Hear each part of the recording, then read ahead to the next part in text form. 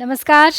श्रीमद् वाल्मीकि रामायण अखंड पाठ में आज हम पढ़ेंगे सुंदर कांड से द्वितीय सर्ग। पिछले सर्ग में हमने देखा हनुमान का मैनाक पर्वत को छूकर लंका की ओर बढ़ना, मार्ग में उनका सामना नागमाता सुरसा से और राक्षसी सिंहिका से। और अब इस सर्ग में हनुमान लंकापुरी में प्रवेश कर रहे हैं, तो हम देखेंगे लंकापुरी का वर्णन और उसमें प्रवेश करने के विषय में हनुमान जी का विचार, उनका लघु रूप धारण करके पुरी में प्रवेश करना तथा चंद्रोदय का वर्णन। तो चलिए प्रारंभ करते हैं आज का पाठ। स सागरम अनाधृश्यम अतिक्रम्य महाबलः त्रिकूटस्य तटे लंकां स्थितः स्वस्थो ददर्शः। ततः पादपमुक्तेन पुष्पवर्षेण वीर्यवान् अभिवृष्टस्ततस्तत्र बभौ पुष्पमयो हरिः। योजनानां शतं श्रीमान् तीर्त्वाप्युत्तमविक्रमम् अनिः श्वसन् कपेस्तत्र न ग्लानिम् अधिगच्छति। शतान्यहं योजनानां क्रमेयं सुबहून्यपि किं पुनः सागरस्यान्तं सङ्ख्यातं शतयोजनं। सा तु वीर्यवतां श्रेष्ठः प्लवतामपि चोत्तमः। जगाम वेगवान् लङ्कां लङ्घयित्वा महोदधिम्। तो महाबली हनुमान जी अलंघनीय समुद्र को पार करके त्रिकूट नाम के पर्वत के शिखर पर, त्रिकूट पर्वत का नाम लंब भी है, तो त्रिकूट यानी लंब पर्वत पर उसके शिखर पर स्वस्थ भाव से खड़े हो लंकापुरी की शोभा देख रहे हैं। उस समय उनके ऊपर वहाँ वृक्षों से झड़े हुए फूलों की अचानक वर्षा होने लगी। इससे वहाँ बैठे हुए पराक्रमी हनुमान फूल के बने हुए वानर के समान प्रतीत होने लगे।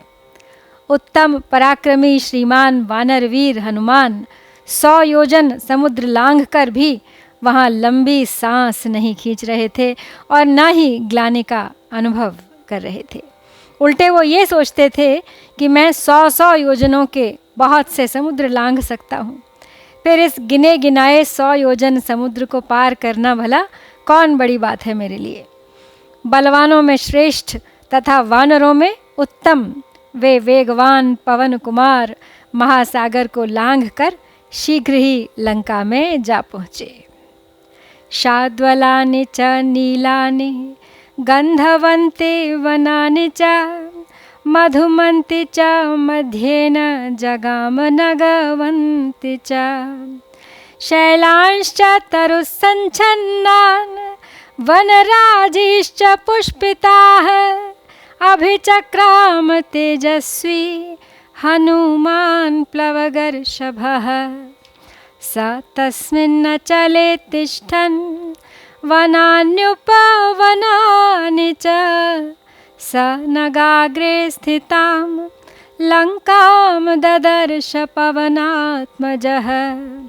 सरलान् कर्णिकारांश्च खर्जूरांश्च सुपुष्पितान् प्रियालान् मुचुलिन्दांश्च कुटजान् केतकानपि असनान् कोविदारांश्च करवीरांश्च पुष्पितान् पुष्पभारनिबद्धांश्च तथा मुकुलितानपि पादपान् विहगाकीर्णान् पवनाधूतमस्तकान्। तो रास्ते में हरी हरी दूब और वृक्षों से भरे हुए मकरंद पूर्ण सुगंधित वन को देखते हुए वे मध्य मार्ग से जा रहे थे। तेजस्वी वानर शिरोमणि हनुमान वृक्षों से आच्छादित पर्वतों और फूलों से भरी हुई वन श्रेणियों में विचरने लगे। उस पर्वत पर स्थित हो पवन पुत्र हनुमान ने बहुत से वन और उपवन देखे तथा उस पर्वत के अग्रभाग में बसी हुई लंका का भी अवलोकन किया। उन कपिश्रेष्ठ ने वहाँ सरल यानी चीड़, कनेर, खिले हुए खजूर, प्रियाल यानी चिरौंजी, मुचुलिंद यानी जंबीरी नींबू, कुटज, केतक, केवड़ा, सुगंधपूर्ण प्रियंगु, पिपली, नीप यानी कदम्ब या अशोक, चितवन, असन, कोविदार तथा खिले हुए करवीर भी देखे। फूलों के भार से लदे हुए तथा मुकुलित यानी अध खिले बहुत से वृक्ष उन्हें दृष्टिगोचर हुए, जिनमें पक्षी भरे हुए थे और हवा के झोंके से जिनकी डालियां झूम रही थीं। हंस कारंडवाकीर्णा वापी पद्मोत्पलावृताः आक्रीडान विविधान रम्यान विविधांश्च जलाशयान् संततान विविधैर्वृक्षैः सर्वऋतुफलपुष्पितैः उद्यानानि च रम्याणि ददर्श कपिकुञ्जरः समासाद्य च लक्ष्मीवान् लङ्कां रावणपालितां परिखाभिः सपद्माभिः सोत्पलाभिरलङ्कृताम् सीतापहरणात् तेन रावणेन सुरक्षिताम् समन्ताद् विचरद्भिश्च राक्षसैरुग्रधन्वभिः। तो हंसों और कारंडवों से व्याप्त तथा कमल और उत्पल से आच्छादित हुई बहुत सी बावड़ियाँ, भांति भांति के रमणीय क्रीड़ा स्थान तथा नाना प्रकार के जलाशय उनके दृष्टिपथ में आए। उन जलाशयों के चारों ओर सभी ऋतुओं में फल फूल देने वाले अनेक प्रकार के वृक्ष फैले हुए थे। उन वानर शिरोमणि ने वहाँ बहुत से रमणीय उद्यान भी देखे। अद्भुत शोभा से संपन्न हनुमान जी धीरे धीरे रावण पालित लंकापुरी के पास पहुँचे। उसके चारों ओर खुदी हुई खाइयाँ उस नगरी की शोभा बढ़ा रही थीं। उनमें उत्पल और पद्म आदि कई जातियों के कमल खिले थे। सीता को हर लाने के कारण रावण ने लंकापुरी की रक्षा का विशेष प्रबंध कर रखा था। उसके चारों ओर भयंकर धनुष धारण करने वाले राक्षस घूमते रहते थे।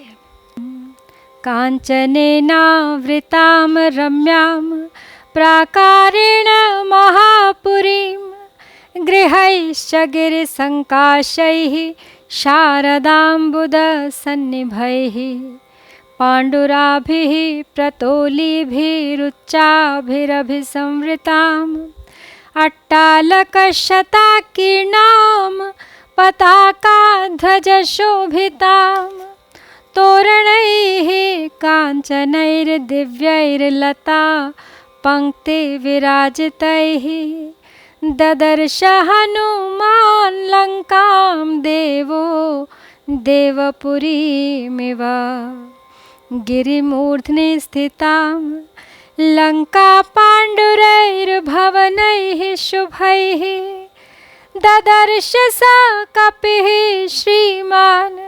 पुरीमाकाशगामिव पालितां राक्षसेन्द्रेण निर्मितां विश्वकर्मणा प्लवमानामिवाकाशे ददर्श हनुमान कपिः।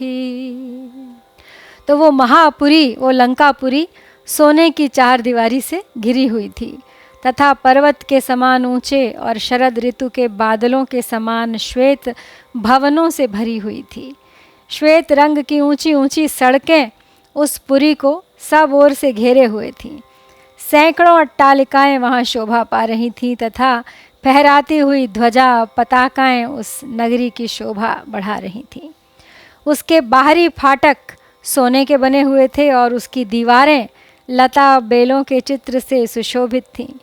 हनुमान जी ने उन फाटकों से सुशोभित लंका को उसी प्रकार देखा जैसे कोई देवता देवपुरी का निरीक्षण कर रहा हो। तेजस्वी कपि हनुमान ने सुंदर शुभ्र सदनों से सुशोभित और पर्वत के शिखर पर स्थित लंका को इस तरह देखा मानो वह आकाश में विचरने वाली नगरी हो। कपिवर हनुमान ने विश्वकर्मा द्वारा निर्मित तथा राक्षस राज रावण द्वारा सुरक्षित उस पुरी को आकाश में मानो तैरती हुई सी देखा। वप्र प्राकार जघनाम विपुलाम्बो वनाम्बराम शतघ्नि शूल के शांताम अट्टालकावतंसकाम मनसेवा कृताम लंकाम निर्मिताम विश्वकर्मणा द्वारमुत्तरम् आसाद्य चिन्तयामास वानरः कैलास निलय प्रख्यमालिखन्तमिवाम्बरम् ध्रियमाणमिवाकाशमुच्छ्रितैर्भवनोत्तमैः सम्पूर्णा राक्षसैर्घोरैर्नागैर्भोगवतीमिव अचिन्त्यां सुकृतां स्पष्टां कुबेराध्युषितां पुरा दंष्ट्राभिर्बहुभिः शूरैः शूलपट्टिशपाणिभिः रक्षितां राक्षसैर्घोरैर्गुहामाशीविषैरिव। तो विश्वकर्मा की बनाई हुई लंका मानो उनके मानसिक संकल्प से रची हुई एक सुंदर स्त्री थी। चार दीवारी और उसके भीतर की वेदी उसकी जघन स्थली जान पड़ती थी। समुद्र का विशाल जलराशि और वन उसके वस्त्र थे। शतघ्नि और शूल नामक अस्त्र ही उसके केश थे और बड़ी बड़ी अट्टालिकाएं उसके लिए कर्णभूषण सी प्रतीत हो रही थीं। उस पुरी के उत्तर द्वार पर पहुंचकर वानरवीर हनुमान जी चिंता में पड़ गए। वह द्वार कैलाश पर्वत पर बसी हुई अलकापुरी के बहिर्द्वार के समान ऊंचा था और आकाश में रेखा सी खींचता जान पड़ता था।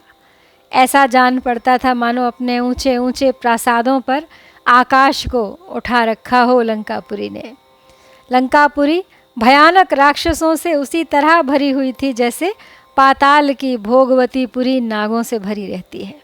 उसकी निर्माण कला अचिंत्य थी। उसकी रचना सुंदर ढंग से की गई थी। वह हनुमान जी को स्पष्ट दिखाई देती थी। पूर्व काल में साक्षात कुबेर वहाँ निवास करते थे। हाथों में शूल और पट्टिश लिए बड़ी बड़ी दाढ़ों वाले बहुत से शूरवीर घोर राक्षस लंकापुरी की उसी प्रकार रक्षा करते थे जैसे विष्णु अपनी पुरी की रक्षा किया करते हैं।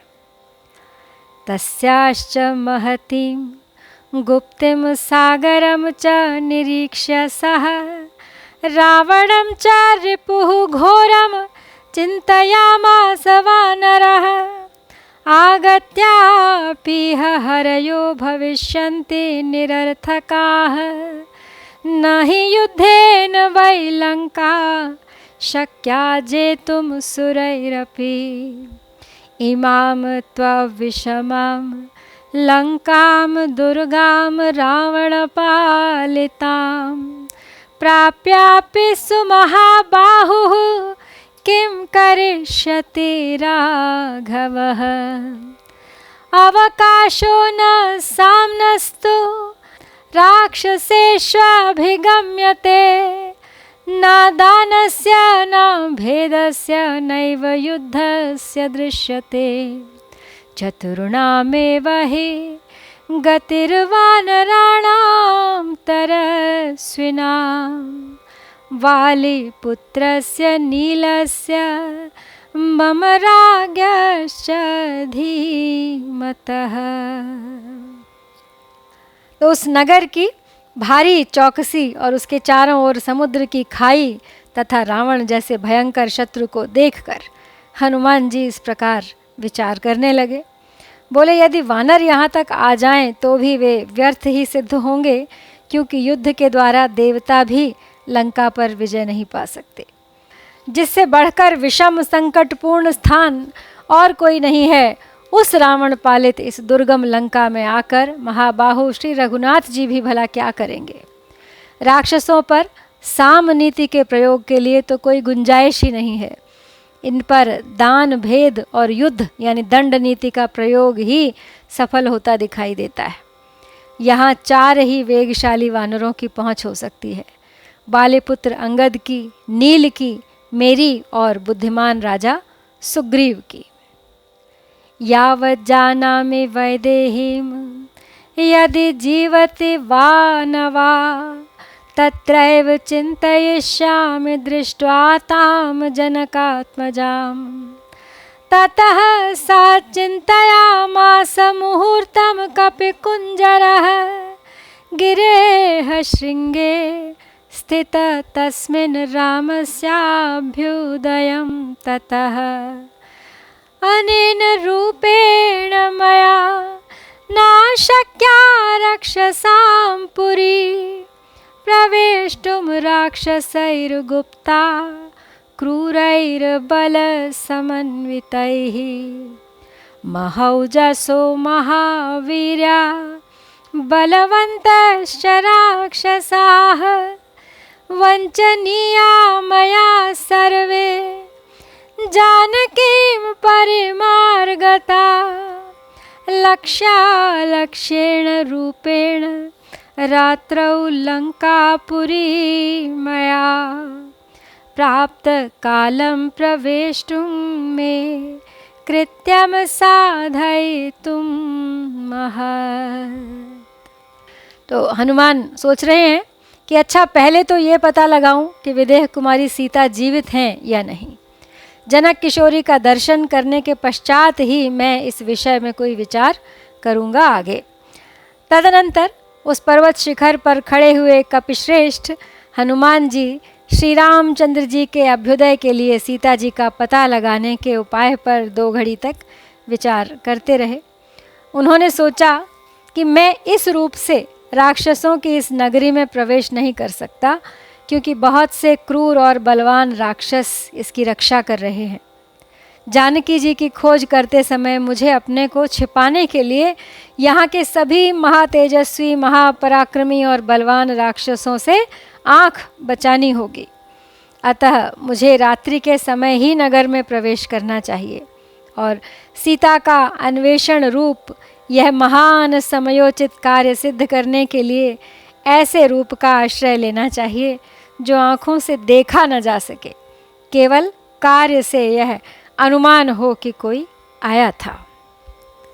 तां पुरीं तादृशीं दृष्ट्वा दुराधर्षासुरासुरैः हनुमांश्चिन्तयामास विनिश्वस्य मुहुर्मुहुः। केनोपायेन पश्येयं मैथिलीं जनकात्मजाम् अदृष्टो राक्षसेन्द्रेण रावणेन दुरात्मना। न विनश्येत् कथं कार्यं रामस्य विदितात्मनः।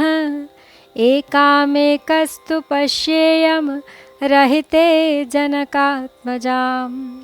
भूताश्चार्था विनश्यन्ति देशकालविरोधिताः। विक्लवं दूतमासाद्य तमः सूर्योदये तथा। अर्थाननर्थान्तरे बुद्धिर्निश्चितापि न शोभते। घातयन्तिह कार्याणि दूताः पंडितमानिनः। तो देवताओं और असुरों के लिए भी दुर्जय उस लंकापुरी को देखकर हनुमान जी बारंबार लंबी सांस खींचते हुए इस तरह से विचार करने लगे कि किस उपाय से काम लूं जिससे दुरात्मा राक्षस राज रावण की दृष्टि से ओझल रहकर मैं मिथिलेश नंदिनी जनक किशोरी सीता का दर्शन प्राप्त कर सकूं। किस रीति से कार्य करूं जिससे जगत विख्यात श्री रामचंद्र जी का काम भी न बिगड़े और मैं एकांत में अकेली जानकी जी से भेंट भी कर लूं। तो कई बार कातर और अविवेकपूर्ण कार्य करने वाले दूत के हाथ में पड़कर देश और काल के विपरीत व्यवहार होने के कारण बने बनाए काम भी उसी तरह बिगड़ जाया करते हैं जैसे सूर्योदय होने पर अंधकार नष्ट हो जाता है। तो राजा और मंत्रियों द्वारा निश्चित किया हुआ कर्तव्य अकर्तव्य विषयक विचार भी किसी अविवेकी दूत का आश्रय लेने से सफलता नहीं पाता है। अपने को पंडित मानने वाले अविवेकी दूत सारा काम ही चौपट कर दिया करते हैं। न विनश्येत कथम कार्यम वैक्लव्यम न कथम भवेत् लंघनं च समुद्रस्य कथं नूना भवेद् वृथा मयि दृष्टे तु रक्षोभिः रामस्य विदितात्मनः भवेद्व्यर्थम् इदं कार्यं रावणानर्थमिच्छतः न हि शक्यं क्वचित् स्थातुं विज्ञातेन राक्षसैः अपि राक्षसरूपेण किमुतान्येन केनचित् वायुरप्यत्र नाज्ञातश्चरेदिति मतिर्मम न ह्यत्रा विदितं किञ्चित् रक्षसां भीमकर्मणाम् इहाहं यदि तिष्ठामि स्वेन रूपेण संवृतः विनाशमुपयास्यामि भर्तुरर्थश्च हास्यति। तो हनुमान यही सोच रहे हैं कि क्या उपाय किया जाए कि कुछ अनर्थ न हो, समुद्र का लांघना व्यर्थ न हो, किसी प्रकार की घबराहट या अविवेक न हो और कोई ऐसा उपाय वो ना अपना लें कि उनके स्वामी का कार्य बिगड़ जाए। बस यही सब विचार करते हुए वो आगे बढ़ते हैं और सोचते हैं कि यदि राक्षसों ने मुझे देख लिया तो रावण का अनर्थ चाहने वाले उन विख्यात नामा भगवान श्री राम का यह कार्य असफल हो जाएगा। यहाँ दूसरे किसी रूप की तो बात ही क्या है, राक्षस का रूप धारण करके भी राक्षसों से अज्ञात रहकर कहीं ठहरना असंभव है। तो मेरा ऐसा विश्वास है कि राक्षसों से छिपे रहकर वायुदेव भी इस पुरी में विचरण नहीं कर सकते। यहाँ कोई भी ऐसा स्थान नहीं है जो इन भयंकर कर्म करने वाले राक्षसों को ज्ञात न हो। यदि यहाँ मैं अपने इस रूप से छिपकर भी रहूँगा तो मारा जाऊँगा और मेरे स्वामी के कार्य में भी हानि पहुँचेगी। तदहं स्वेन रूपेण रजन्याम ह्रस्वतां गतः लङ्कामभिपतिष्यामि राघवस्यार्थसिद्धये रावणस्य पुरीं रात्रौ प्रविश्य सुदुरासदां प्रविश्य भवनं सर्वं द्रक्ष्यामि जनकात्मजाम् इति निश्चित्य हनुमान् सूर्यस्यास्तमयं कपिः आचकांक्षे तदा वीरो वैदेह्यादर्शनोत्सुकः सूर्ये चास्तमगते रात्रौ देहं संक्षिप्य मारुतिः वृषदंशकमात्रोऽथ बभूवाद्भुतदर्शनः प्रदोषकाले हनुमान् स्तूर्णम् उत्पत्य वीर्यवान् प्रविवेश पुरीं रम्यां प्रविभक्तमहापथां प्रासादमाला विततां स्तम्भैः काञ्चनसन्निभैः शातकुम्भनिभैर्जालैर्गन्धर्वनगरोपमा। तो हनुमान जी अब निश्चय कर चुके हैं कि मैं श्री रघुनाथ जी का कार्य सिद्ध करने के लिए रात्रि के समय जाऊंगा और अपने इसी रूप से एक छोटा सा शरीर धारण करके लंका में प्रवेश करूंगा। यद्यपि रावण की इस पुरी में जाना बहुत ही कठिन है, तथापि रात को इसके भीतर प्रवेश करके सभी घरों में घुसकर मैं जानकी जी की खोज कर सकता हूँ। ऐसा निश्चय करके वीर वानर हनुमान विदेह नंदिनी के दर्शन के लिए उत्सुक हो उस समय सूर्यास्त की प्रतीक्षा करने लगे। सूर्यास्त हो जाने पर रात के समय उन पवन कुमार ने अपने शरीर को बहुत छोटा बना लिया। पहले वे बिल्ली के बराबर हुए, अत्यंत अद्भुत दिखाई दे रहे थे। प्रदोष काल में पराक्रमी हनुमान तुरंत ही उछल उछल कर उस रमणीयपुरी में घुसते जा रहे थे। वह नगरी पृथक पृथक बने हुए चौड़े और विशाल राजमार्गों से सुशोभित थी। उसमें प्रासादों की लंबी पंक्तियां दूर तक फैली हुई थीं। सुनहरे रंग के खंभों और सोने की जालियों से विभूषित वह नगरी गंधर्व नगर के समान रमणीय प्रतीत होती थी। सप्त भौमाष्ट भौमैश्च सा ददर्श महापुरीं तलैः स्फटिक संकीर्णैः कार्तस्वर विभूषितैः वैदूर्यमणि चित्रैश्च मुक्ताजाल विभूषितैः तैस्तैः शुशुभिरे तानि भवनान्यत्र रक्षसाम् काञ्चनानि विचित्राणि तोरणानि च रक्षसाम् लङ्कामुद्योतयामासुः सर्वतः समलङ्कृताम् अचिन्त्यामद्भुताकारां दृष्ट्वा लङ्कां महाकपिः आसीद्विषण्णो हृष्टश्च वैदेह्या दर्शनोत्सुकः। हनुमान जी ने उस विशाल पुरी को सतमहले, अठमहले मकानों और सुवर्ण जटित स्फटिक मणि की फर्शों से सुशोभित देखा। उनमें वैदूर्य मणि यानी नीलम भी जड़े गए थे, जिससे उनकी विचित्र शोभा होती थी। मोतियों की जालियां भी उन महलों की शोभा बढ़ा रही थीं। उन सब के कारण राक्षसों के वे भवन बड़ी सुंदर शोभा से संपन्न हो रहे थे। सोने के बने हुए विचित्र फाटक सब ओर से सजी हुई राक्षसों की उस लंका को और भी उद्दीप्त कर रहे थे।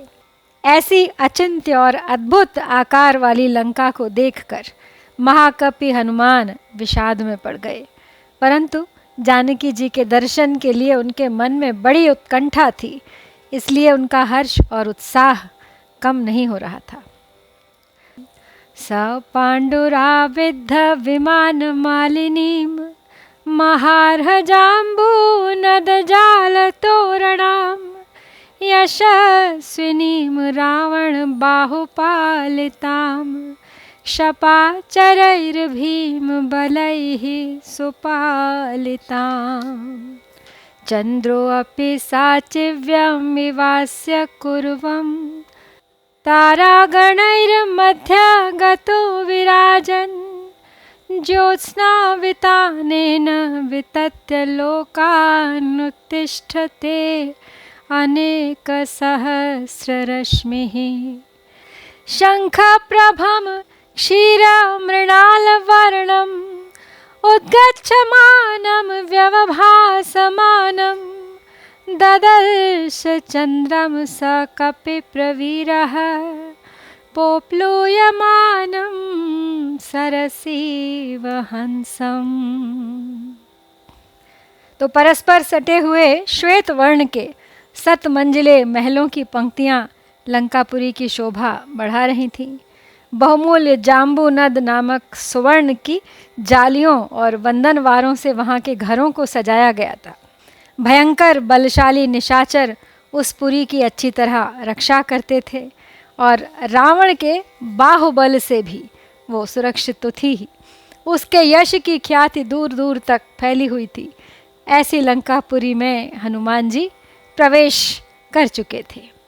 उस समय तारागणों के साथ उनके बीच में विराजमान अनेक सहस्र किरणों वाले चंद्रदेव भी हनुमान जी की सहायता सी करते हुए समस्त लोकों पर अपनी चांदनी का चांदोवा सा तान कर उदित हो गए।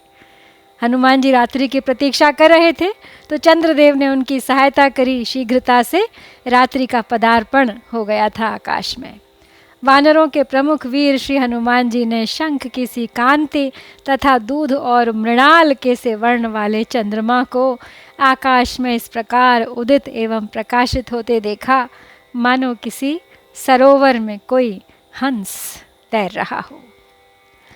तो इस प्रकार हनुमान जी के लंकापुरी में प्रवेश और सीता माँ को ढूंढने के विचार के साथ श्री वाल्मीकि निर्मित आर्ष रामायण आदि काव्य के सुंदर कांड में हम ये दूसरा सर्ग संपूर्ण करते हैं। इत्यार्षे श्रीमद् रामायणे वाल्मीकिये आदि काव्ये सुंदर कांडे द्वितीयः सर्गः। ओम श्री सीतारामचंद्राभ्यां